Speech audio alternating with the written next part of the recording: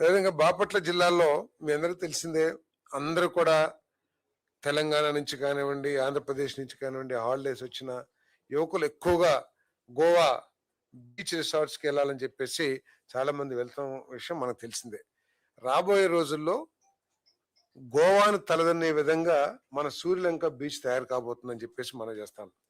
వాళ్ళకి sea coast అంటే బీచ్లు ఉన్న సీ కోస్ట్ కేవలం 7 కిలోమీటర్లు ఉంటే బాపట్లో 15 కిలోమీటర్లు బీచెస్ ఉన్న సీ కోస్ట్ ఉంది.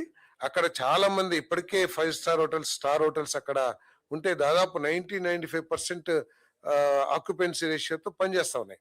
ఇప్పుడు చాలా ప్రపోజల్స్ అక్కడ పెట్టడానికి 2 5 స్టార్ హోటల్స్, ఒక 3 స్టార్ హోటల్ మొత్తం దాదాపు 228 రూమ్స్ 5 స్టార్ హోటల్, అదేవిధంగా ఒక 80 రూమ్స్ 3 స్టార్ హోటల్స్ కూడా 86 రూమ్స్ 3 స్టార్ హోటల్ కూడా ప్రపోజల్ రావడం జరిగింది.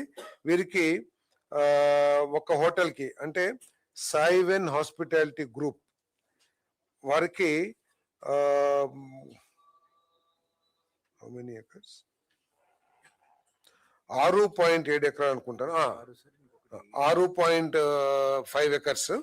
అదేవిధంగా అర్నా కోస్టల్ రిసార్ట్స్ వాళ్ళకి 8.08 ఎకరాలు. వీళ్ళిద్దరూ కూడా 5 స్టార్ హోటల్స్ నిర్మాణం చేయడానికి ప్రపోజల్ పెట్టారు. వీళ్ళు 2 years లో ఈ ప్రాజెక్ట్ ని కంప్లీట్ చేయాలి.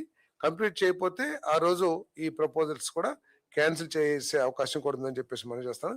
వీరికి 66 సంవత్సరాలు ఒరిజినల్ గా లీజు, తర్వాత ఎక్స్టెండబుల్ బై అనదర్ 33 years.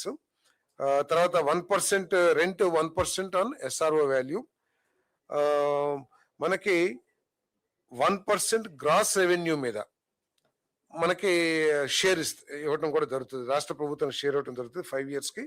తర్వాత 2% 6th year నుంచి 2% ఆన్ గ్రాస్ రెవెన్యూ మనకి ఆదాయం సమకూర్చడం జరుగుతుందని చెప్పేసి మనం చేస్తాం.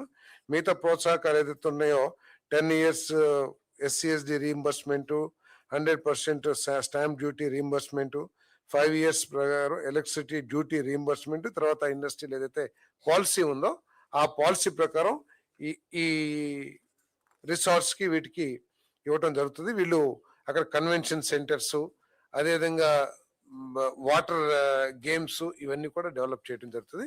రాబోయే రోజుల్లో సూర్యలంక బీచ్ కి ఒక బ్రహ్మాండమైన భవిష్యత్తు ఉందని చెప్పేసి కూడా ఈ సందర్భంగా తెలియజేస్తా ఉన్నాను.